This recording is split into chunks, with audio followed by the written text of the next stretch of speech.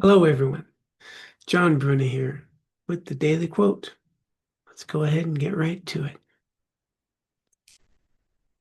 If we have no peace, it is because we have forgotten that we belong to each other. It's from Mother Teresa. This quote really speaks to me today.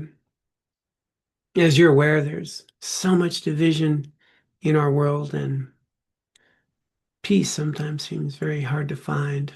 Harmony, care for each other, our communities coming together, the very spirit of humanity sometimes seems lost, and we can become overwhelmed with some of the things we hear on the news.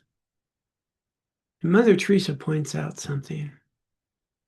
Sometimes we just forget how much we need each other, how we belong to each other, is the way she put it. And what that means is, well, to me anyway, is a recognition that everything I have in my life is because of others. Everything I get to do in my life is because of others. People I've never met, people who lived centuries ago, have given me the words I use, the knowledge I have.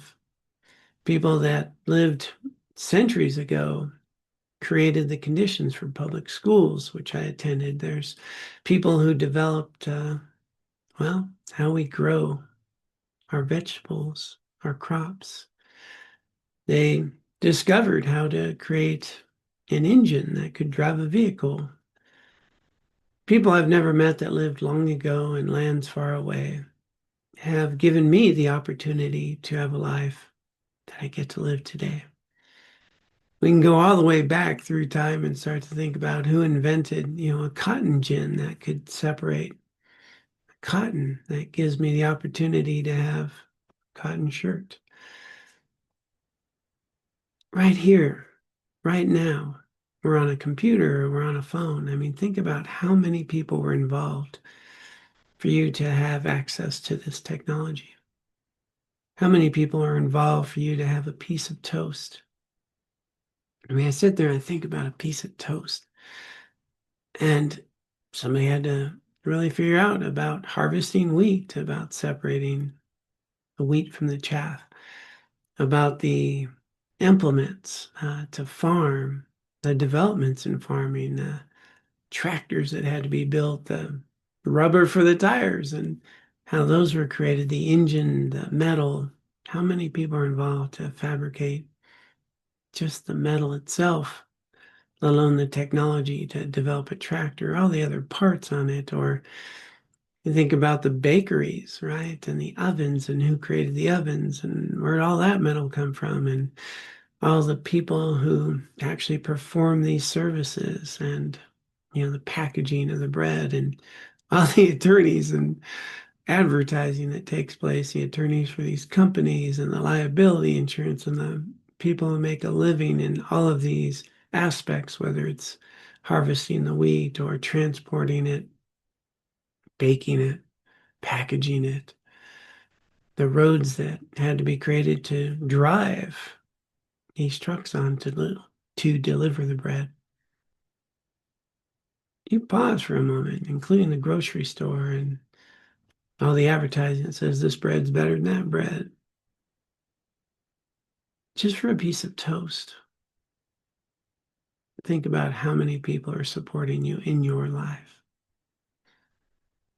If we can remember how we belong to each other, how everyone we meet, well, is responsible for the life that we get to live, and that people we don't like or agree with also contribute to the life that you get to live.